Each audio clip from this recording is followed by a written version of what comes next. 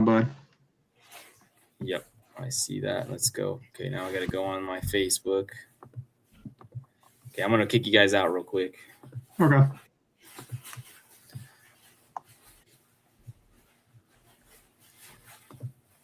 Facebook. Oh, gosh.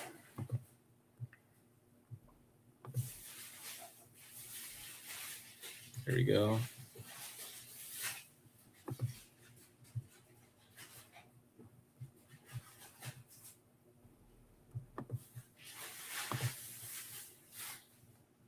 This is not just anybody who's watching this right now. It's not the smoothest sailing, but I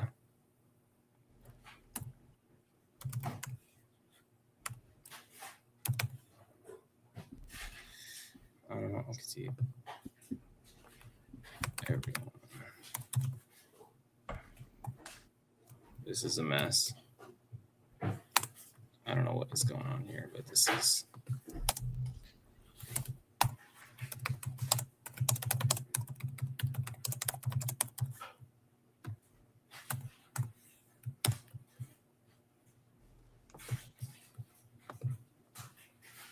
All right, playing the intro now.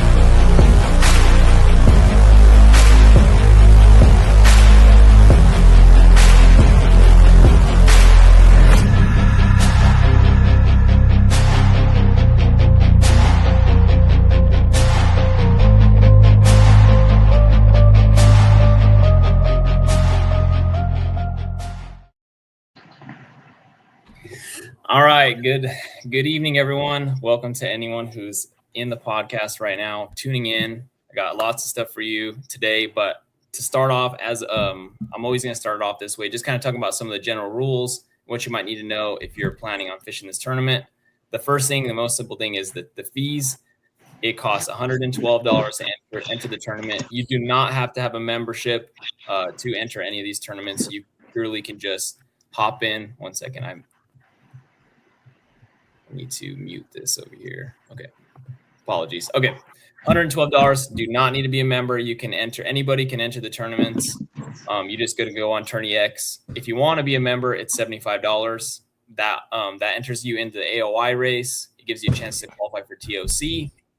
You can fish the monthlies, and you can fish the elite side pot. So that's I think the membership is, I would pay the membership and do it. It's an awesome club. I just recommend that. But anyways, moving on. Small bass is $10. I believe half of that goes to the Real Heroes project. So you're donating a little bit of money, and then obviously the rest will go towards whoever wins small bass. Elite side pot is also $75. The team division is $225. If you're interested in doing that, find you a teammate, hop in. There's 2 drops this year out of 9 events. So you probably want to start now, or I guess you could start in 2 events if you wanted, but I would want to have those drops to give you a little cushion. But that's a team division. Good chance if you make it to TOC, you're going to make some money, and if you win it, you can make a lot of money. Then you can also, if you want to, you can donate just straight to Real Heroes. They're doing a great thing. So, I mean, I definitely would do that if you have a little extra money and you feel like doing something nice. As for the tournament itself, guys, launch is at 6:15 a.m. So that means you can get in the water and pedal to your location. If you get in the water before 6:15, you just can't leave your ramp. Obviously it's hard to be in the water and go at the same time. So if you get there early, get in the water, stay at your ramp, and at 6:15, that's when you can leave the ramp and go to your location. If you have a starting spot, you have 15 minutes to get there, and then at 6:30 is when you can make your first cast and start fishing. Obviously if you catch something before that, you're not supposed to, but if you were, it wouldn't count anyways because the picture would be before 6:30. So don't do that. You have 15 minutes to get to your spot, then you can start fishing. Last picture is at 2:29:59 p.m. So after that, nothing's going to count. Then you have 1 hour, as always, to submit your fish. Some of the areas on this lake are a little funky. So I definitely, if you know it's being weird and you can't submit your fish, I would probably get to the ramp before 2:30 or right at it and get to an area where you have some data or service and you can actually submit your fish. So you have 1 hour to submit your fish. If you don't submit them by 3:29:59, then those fish do not count. So keep that in mind. There's one area I will talk about that does have weird spotty service. So just that forewarning for that. And then the ceremony is going to be at 4 p.m. That'll be live weigh-in, and food and drink will be provided there. And that is it's at a church. Okay, here we go. Sorry. I thought I had that down. The address is on Tourney X. When you go into the Tourney X page, you go to the bottom, there's a little button, you click, it'll give you all the information. You can scroll down and see the location. I could tell you the address right now, but I imagine you don't have a pen and paper and you're not ready to write that down, but all that is on the page. Vinny has also made a few posts about it. So it's at 4 p.m., but Vinny's really good about this. If you are a casher and you're running a little late, he's not going to start the award ceremony without you, unless you're obviously like crazy late. But if you're just a few minutes late, he usually starts it a little bit later. But that's not saying be late on purpose. It's just saying if you are late, that Queen City is going to make sure you get your shine. And if you are later and they started already, they'll let you get your shine anyways. I've seen people, they show up like 30 minutes late and then they pop them on in the middle of the thing and say, oh, this guy's 5th or whatever, and you still get that shine. I'm going to share my screen with you guys because I want you to see this. Here we go. All right. So if you are new to Queen City and you're not sure about the rules, obviously you need to go read about the rules. 1 second. I messed up. Oops. Okay. When you fish Queen City, a couple things that are a little different than some clubs. 1, you got to have a catch board only. 2, you have to use a Queen City identifier. So one of the 10 tags, or I believe they have printouts online. You have to use that. You can't write it on your hand. You can't write it on a banana or whatever you decide to write it on. You have to have a Queen City identifier. Then after that, of course, you have to follow all state regulations. So, if you're not sure about those, then you need to go to the SDNR and go read those and know what the rules are. If you have a motor, you have to have the red and green light in the front. And then, of course, if it's not safe light for any kayak, you have to have the 360 light in the back. If your fish has the mouths open on your fish, you're going to get 1/4 inch penalty. I've gotten a few of those myself. Make sure you're paying attention to Tourney X and checking it, because you'll get a notification and you can go in there and fix it. Take multiple pictures of your fish, and if that happens to you, go in there and make sure you pick one that doesn't have an open mouth and submit it.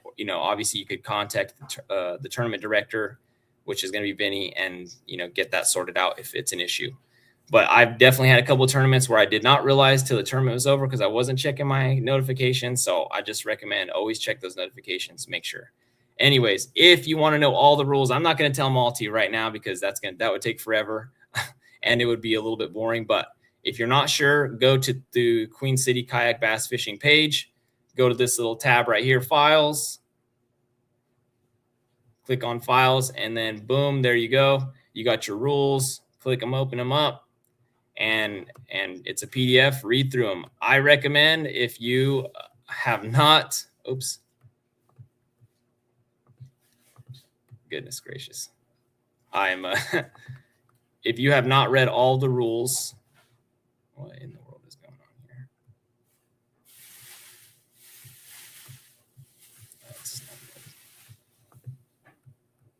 I feel like that is weird that it's doing that. Okay, there we go. My bad. Guys, I'm a little new to this, so give me don't be too harsh. Okay, here we go. Okay.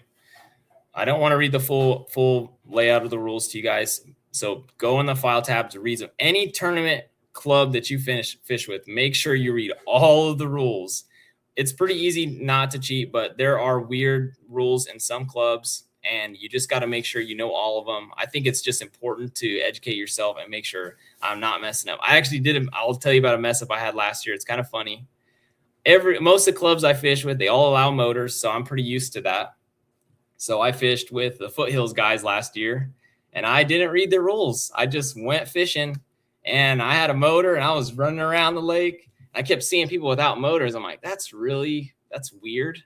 Like, it's so windy out here and there's lots of waves. Like, why don't these guys run motors? Like, they're kind of weird. Anyways, I get to the ramp and I'm like, you know what? I bet you they're man-powered. So I looked at the rules, and sure enough, they were man-powered. This year is different, but last year they were only man-powered. I had to call the tournament director and tell him that I was using a motor all day and get myself DQ'd. But something so simple like that, you're used to fishing one way in a club, and then you go fish another. You don't know all the rules, and you make a little mistake like that, and it gets you DQ'd. So make sure you read. Just read them all, guys, if you've never fished this club before. Anyways, I'm done with my tangenting. We're going to go ahead and meet our first special guest, who is the event sponsor, Mr. John House. There you go. What's up, buddy? What's up, man? All right, so tell us about yourself, John. How long you've been fishing with Queen City? Give us some details. Yeah, so, well, I appreciate you having me on. I appreciate you shooting me a message, and Vinny's always kind enough to do this. I think this is the second or third year that I've been able to sponsor this event, so appreciate the love there. But obviously, for those that are tuning in that don't know, I am a competitor with Queen City Kayak Bass Fishing. I will be on the water Saturday with you, chasing the ditch pickles. But outside of that, my everyday job is I'm a local real estate agent here to the Lake Norman region, and going into my 9th year now.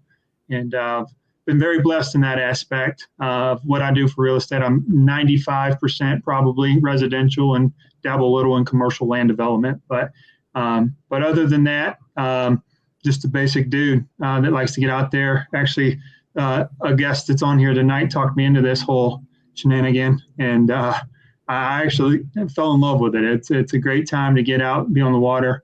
The camaraderie and everything else, and then obviously Queen City is a great club. But again, from a real estate standpoint, there's really not much to it. I mean, if you have real estate questions or needs, feel free to reach out. But otherwise, just looking forward to getting on the water with y'all. That's awesome. And if you guys don't know about John House, he's also a pretty dang good fisherman. Was it a Hobie that you got 3rd place? Yeah, second. That's my AI check down there. Oh, it's a real check. It's just an AI image, but no, it's to be honest with you, I skunked at this event last year and I sponsored it. So, really? And it wasn't intentional. Yeah, it wasn't intentional. I was not letting y'all have it. It was just the the cards were not in my favor. So, and that tends to be the common trend in February, at least for me, in different parts of the lake. And then anytime that there's a TOC on Lake Norman, I just suck too. So it happens. Norman is I feel like it's a weird place. Like last year I did really well during the Catawba Clash. A week later, I went to the same area, did the same thing, caught nothing but 12 and 13 inches. So I think that's how those spotted bass are. They move a lot. They move a lot. Yeah. They stay hungry all the time and just keep moving. But, yeah. So, but yeah, to answer your question, like I said, this is Mark can correct me if I'm wrong. I want to say this is going into our 5th year of Queen City kayak bass fishing. I used to be a neighbor of Mark's, and he had talked me into getting a kayak. And the first thing I did was went on Facebook and found this group. And I'm like, I'm going to do this. He thought I was nuts. Now he does it too. So we're both nuts. But it's just been great. I really love the competitive atmosphere. Even though I have a hard time competing with a lot of you guys on different bodies of water, Clearwater and spotted bass seem to be a fan favorite for myself. And like I said, I just really enjoy being out there. Let's go ahead and add. Are you guys teammates? I'm adding him in real quick. We didn't do the team event this year. Yeah, we didn't do the team event. Yeah, I wasn't sure that I was going to make. Was it 7 out of 9? It just depends on my schedule and workload and that kind of stuff. But I didn't want to leave Mark hanging. Yeah. So they were. I guess you were teammates last year, correct? Yeah, last couple. We've always been teammates, and when John. A funny story is, I said, let's get some kayaks, like he said. And then he said, let's go compete. I said, you're crazy. These are professionals, you know? And so our first time we went to Santee, I'll never forget it. He did a Norman event without me. And then our second event was Santee Cooper. And it was it 4 or 5 years ago? And the wind was ripping 20 or 25 miles per hour. Oh, I didn't know what I was doing. First time kayak, first time tournament. And Santee Cooper going in the swamp with 20 plus mile per hour winds. Oh man, that sounds about right. I said, "What are we doing? This is crazy." But of course, we stuck with it, and now we're here. Yeah. You stayed. Yeah. So it's a lot of fun. I never thought, I fished most of my life. I never thought I would. I always did it just as a hobby and have fun. I never thought of it as a competitive sport. I'm very competitive, but just never thought of fishing in that way until we started doing this. So now I look forward to it every time, even fishing in the winter when you're freezing, eyes are freezing up on your rods, still out there fishing. I don't know why, but that's what we do. Yeah, same. Yeah. I love fishing when it's that cold, man. It's a lot of fun. But this weekend, pretty excited. I'm looking at the weather forecast. Yeah. It's going to be completely different than it was last year. Obviously, very similar time of year, but a little later, a little warmer, and no wind. Last year, if you fished Lake Norman last year, super windy. It seemed like power fishing kind of really was a big factor. A lot of people were catching them on crankbaits, spinner baits, and stuff like that. It was blasting wind. And I think, I could be totally wrong, but I think it was dominated on the lower end of the lake. I'm not 100% sure, but I think this tournament, it could be completely different because it's going to be slick, calm, sunny. Yeah, could be some clouds, but the weather's good. And we had up here a cold spell that came through also just a couple of days ago. It was in the low 30s all night long. For a couple of days it was in the 30s. So, and then we just had rain. It rained for what, all day, John? And a little more than 4 o'clock. So you're gonna have a little color in the water. I guess we'll talk about that in a little bit, but you're gonna have some color in the water that we normally don't have. It was crystal clear. What parts of the lake get color like right away? Like when it rains like this, you guys are both local. So what parts of the lake get some stain right away from a little rain? Yeah, I would say anything up on the north end that's coming out of the river system. So, and then if there's obviously any runoff spots, mid-lake or anything like that, it can churn it up. We didn't have enough rain today to churn the lake, turn it over. But it's definitely going to have some color up north end for sure. Yeah, so that you're talking, Long Island as far as ramp goes. That comes right out of the river. That always has a stain to it, but that could be muddy, so you should be prepared for that. Some guys like that stuff, so Yeah, you won't see me there, but that's spinnerbait. Let's see. Here we go. Well, and if people are watching this that are not familiar with Lake Norman, I always like to say, we got 32,000 acres out there of water. So, one of the rules that I think Duran maybe hit on, if not, I'll hit on it, is have some respect for your fellow anglers. I think we have a 50-foot limit. As far as getting on top of each other, 520 miles of shoreline. So if you're up on the bank and you got another angler close to you, just move on for a little bit. There's plenty of shoreline out there. And don't go around them and then start in front of them. That's not cool. Yeah. People do that. 2 docks in front of them. Yeah. Let's see. So I got it pulled up here. So you're saying this upper end right here is going to get some color to it. Okay. But not really. It's still going to be crystal clear in pretty much everywhere else on the lake, correct? Yeah. I mean, it depends on your definition of clear water, but watching a lot of YouTube videos, guys say 3 to 5 feet is clear water. I would say that at least 50% of the lake is 3 to 5 feet of visibility. Okay. If not more. So, yeah. And it rained all day, just not a lot. So, it's going to be that upper end. Yeah, that's upper end. Or like John said, if there's any drainage or anything comes spilling in, then that'll carry some stain. So. Or if there's any D.R. Horton subdivisions near one of the codes. They're not very good with the silk fences. Oh, gosh. We know that. So, I was going to say, so if you've never fished Norman, some of you have, and you might not know this, there are 2 warm water discharges on the lake. There's one near, I believe, is it Queens? It's like the closest to warm water Queens discharge. Pinnacle. Yeah, either one Queens of those. Pinnacle. I mean, Queens is basically right across the main channel there. And then down there at McGuire's, down at 73, down at the bottom, Collins Ford Dam. Yeah, those are the 2 that it's closest to on the bottom end. There, because the other warm water discharge is on the lower end, and the closest ramps are which ones to that? So you're gonna have, like I said, on the lower end, you're gonna have Blythe and Beatty's Ford that are gonna be your 2 closest. Ramsey Creek too. Those would be your 3. It just depends on what direction you're coming from. Yeah. Okay. And so that part of the lake, guys, if you is going to be a lot warmer. The closer you are obviously to the warm water discharge, the warmer the water is. But I don't know if that necessarily, basically, and correct me if I'm wrong, guys, but basically the fish will just be in a different, guess, time zone. Like, So like, they might be pre-spawn everywhere else, but near the warm water discharge, they might be spawning, or they might even be post-spawn, and we're in, late February. Right. Yeah. There's definitely some. It depends on your style of fishing, but advantages or disadvantages depending on your style. So, if you have a style of fishing and you know what your style of fishing is, you're probably educated enough to know where to go for that style. But if you're just going out there to have fun and kind of learn and do whatever, spotted bass, like you said, they move all the time. So just pick your poison and go have fun.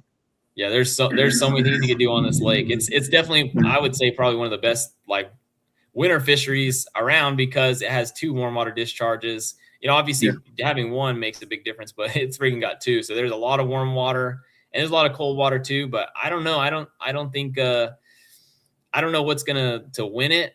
I think with it being so calm, people are it's probably gonna be a lot of finesse fishing. I don't think it's gonna be power fishing like it was last year. It's just too calm. The no wind doesn't go along with spotted bass. So no, I will tell you guys, since we're talking about the lake, and most of us are local. Obviously Queen City kayak bass fishing, but there may be some people traveling in. If you haven't been on the lake in a while, or if you've never been on the lake, they pull it down this time of year in anticipation for spring rain, or if we had snow, which we actually had this year. The lake's only at 95.9 foot right now. Full pond's 100 foot. It's down pretty low, and we're known for rock piles and we're known for shoals, and they come out of nowhere. This is a man-made lake. It used to be farmland. So even though we only have 3 horsepower motors, just be conscious of that, especially in the dark. I've been practicing for the last couple of weeks, and I've gotten stuck a couple times, and I know the lake. So just be cautious of that, because even at 5 miles an hour, I mean, it's fast enough to break a plastic boat. So it's down 4 feet now. Yeah. Wow. Yeah. So just something to keep in mind. I ran up on I think it was a stump, honestly, but it about sent me. So are they chewing? They're chewing. They're chewing. Yeah. They're chewing. So watch me skunk again, but they're chewing in practice. So they move around a lot. So they were Yeah. chewing today, not tomorrow.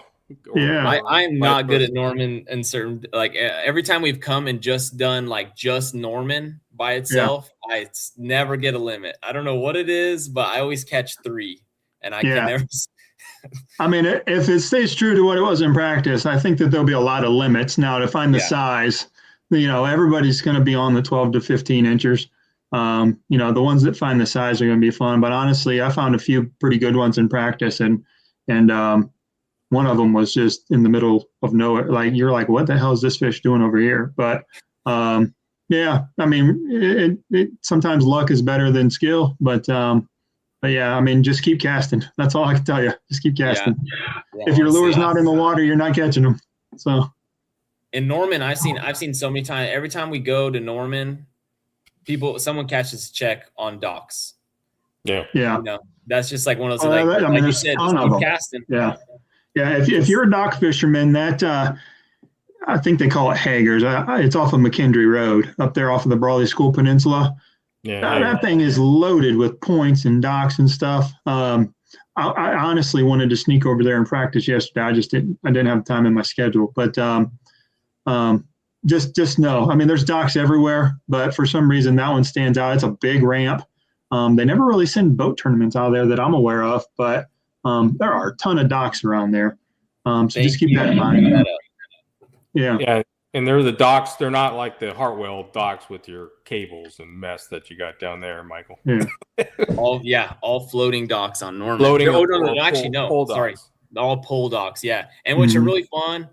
I think they're really fun to fish because the fish will suspend on the poles, and you just let your spotted bass head or a what is it? Drop shot? A Ned rig, and let it fall down the poles. A lot of times they just sit on those. Kind of little sneaky trick that I've learned. I don't know if this is even a trick, but sometimes you just you let it fall and then you work it a little bit and then you just go like a couple times, let it shoot up and they'll bite it. Sometimes that's a good way to get the spots to bite. Like I've had them where they won't bite it and then I do that, get a little like 3 quick turns off of the bottom and they get really aggressive and start smashing. So you had mentioned the Hobie event a couple of years ago. The second day there was a brush pile I left a fish on the first day, actually a couple fish. And actually ended up going back to that same brush pile underneath the dock. And I did that same thing. Like I saw it nose down to it, and then it started to peel off, and I just burned it like that to get it over top of the brush pile. And then that's when it did it. But I mean, that was like, I can't remember the exact timing, but I want to say that was like 2 minutes to go. And that's what got me a check. So, yeah. Dang, so it was pretty crazy. Yeah. You guys brought up boat ramp tournaments. There actually is going to be 4 boat tournaments out of Norman. And I'm going to say this before I talk about which ramps it is. Guys, don't let it scare you that there's a boat tournament going out of your ramp. Like I let that happen to me a couple times and then find out some people cash checks out of that ramp, so don't let it scare you. It's a little, you might have to wait a few more minutes to get in the water, but that's pretty much it. And then if you have your 360 light and you're red and green like you're supposed to, and you make sure you're in a safe path, you should be totally fine. I wouldn't stress about it. But there's 4 ramps. Fishers of Men are going out of Queens. ABA is going out of Little Creek. Foothills Winter Trail is going out of Beatties. And a club, it's called Club Tournament, is going out of Beatties as well. So 2 tournaments out of Beatties. It sounds like the biggest ones will be the Fishers of Men at Queens. That will be the biggest tournament going out of there. But again, guys, I wouldn't let that scare you. If you want to go to that ramp, go to that ramp. Don't shy away from the boats. Like I said, it might be a little annoying and you might have to kind of pick where you're going. And if you didn't want to get near the boat traffic, you go to the other side of the bridge right there. You got Pinnacle. So if you're going to go to the north out of Queens and that was your ramp, go out of Pinnacle. Be careful. There's a couple good-sized boulders right there getting out under the water. They're marked if I recall. But so you can go out there or Hager's, like I said, off of McKendree. So if you're going to go south, you can go Hager's and avoid the boat tournament traffic, or you can go 500 yards north and go out of Pinnacle. So just keep that in mind. Most of those boat tournaments go. They launch after you're already in the water anyway. So Right. Yeah, that's true. They usually wait till safe flight, correct? yeah, so Yeah. you're already on the water and off to the side. So Yeah. if you get if you get in the water 15 minutes before you need to, then you'll be fine. And those are all small boat tournaments anyways. What are they? 30 boat I'm not tournaments or something? Yeah, something Vinny like that. just shared that with me, so I wanted to make sure everybody was aware definitely. of it, so it wasn't a surprise. What was I going to say? Shaky head, guys, just so everybody knows, I feel like the shaky head, I could be totally wrong, is probably the most dominant lure on Lake Norman. So if you're not sure what to use, that's probably the move, is to put a shaky head on and why are you telling all the secrets, Michael? Oh my gosh, yeah, the biggest secret ever. Yeah, every way in. What'd you catch them on? Shaky head. Like, okay, yeah. it's it's more about where you put it than Mm-hmm.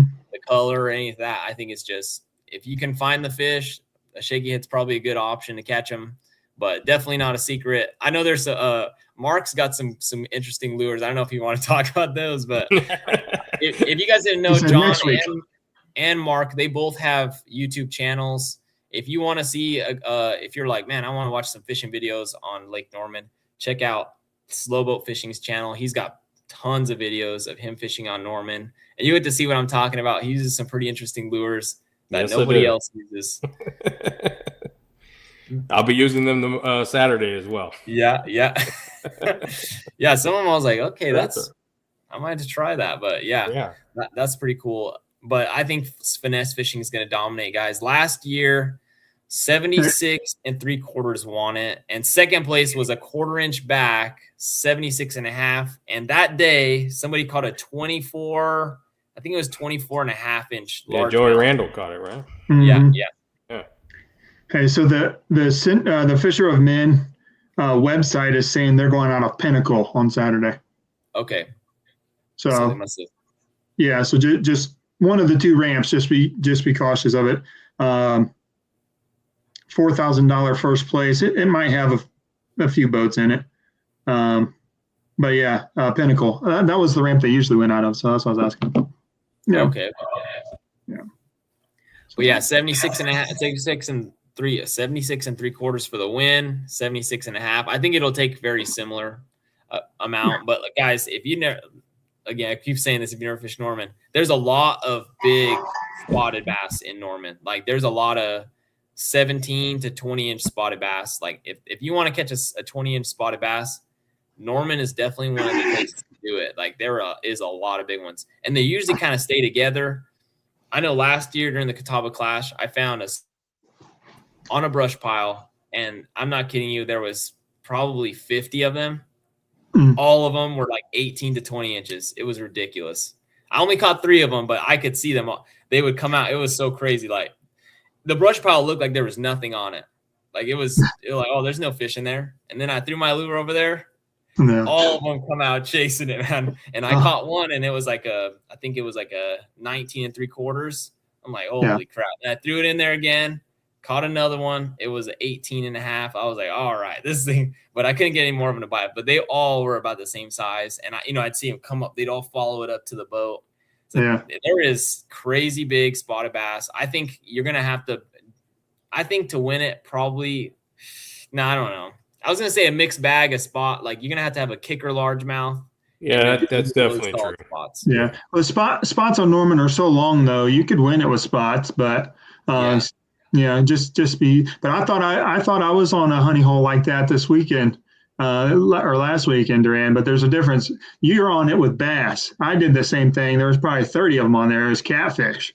Oh my gosh! I thought I found the golden ticket. I was just like, oh my God, what is this? And then that was not the case. But difference between Duran and John.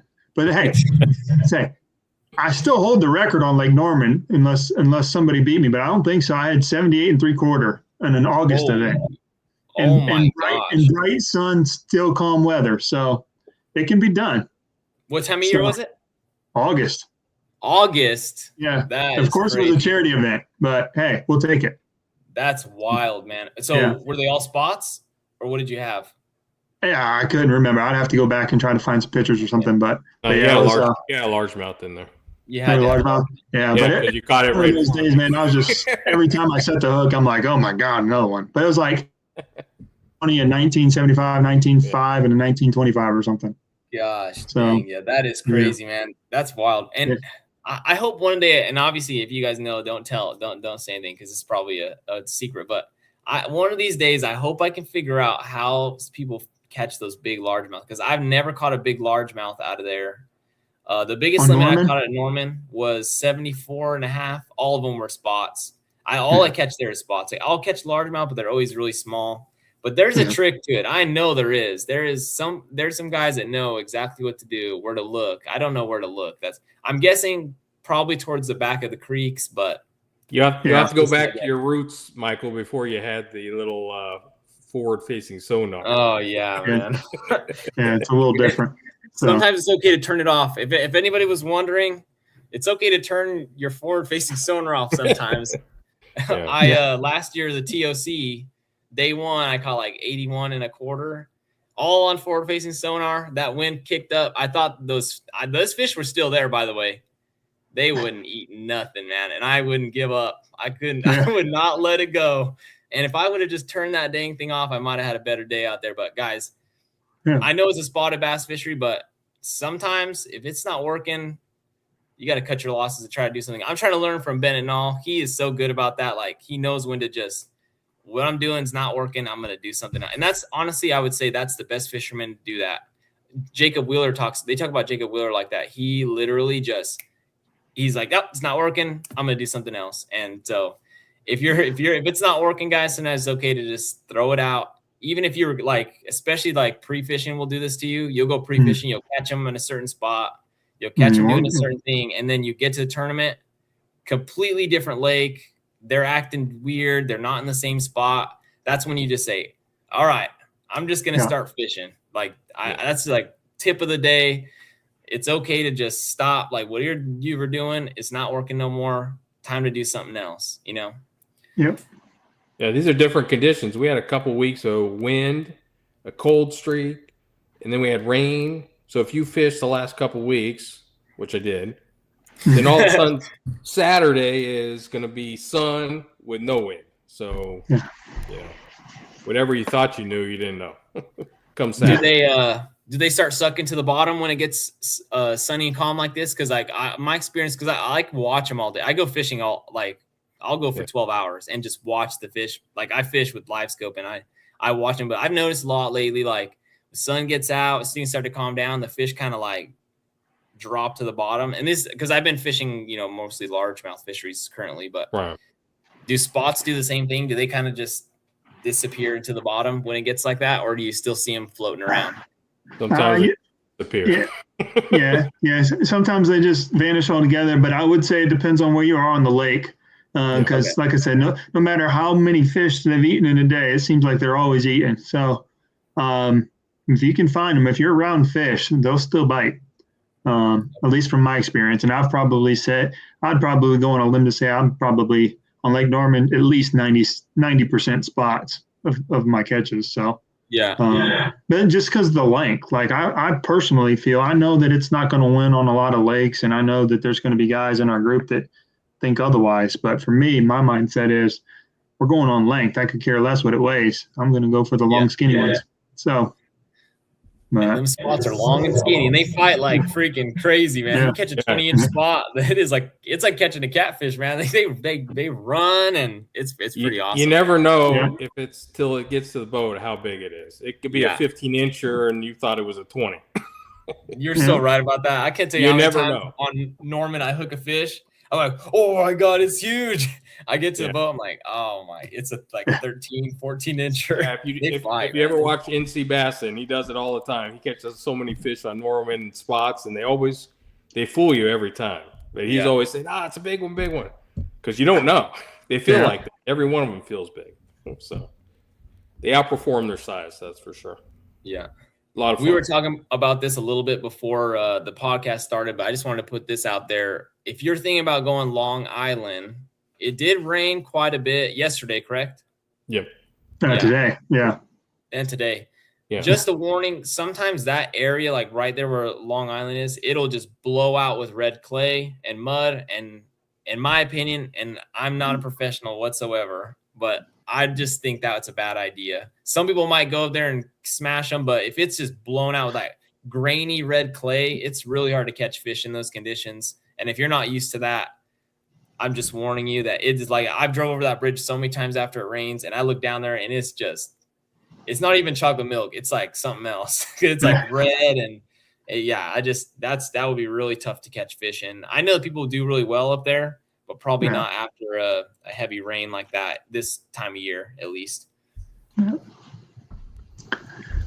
I know one particular angler that likes to be up there. Not going to say his name, but somebody will be up there. Yeah. Everyone knows who you're talking about right away. Yeah. Anything you guys want to add before we shut it down? If let's say somebody who's never fished on Norman and and you have one thing you could tell them so they feel a little more confident or they don't make this mistake, what would you say?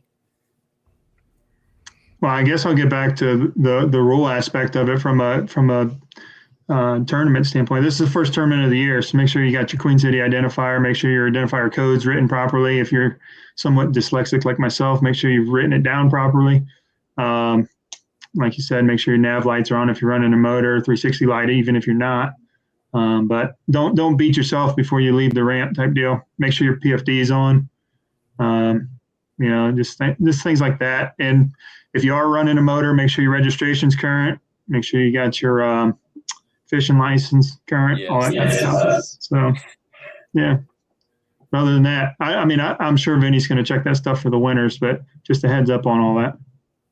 Yeah, and if you start, as far as fishing goes, if you start spinning out, just start throwing that shaky head under docks. You may not catch always the biggest fish, but you'll catch fish. Oh yeah. What did who said it? Alfredo said it. I can't remember who said it. When I first started fishing, every 10th dock has a fish under it. Yeah. So if you just fish every dock, every 10th one has a fish under it. I think that's good, actually.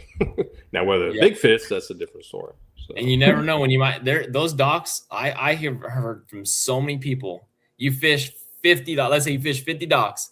One of them docks is gonna have some big ones on it. Like you'll just run into don't a know dock. which one.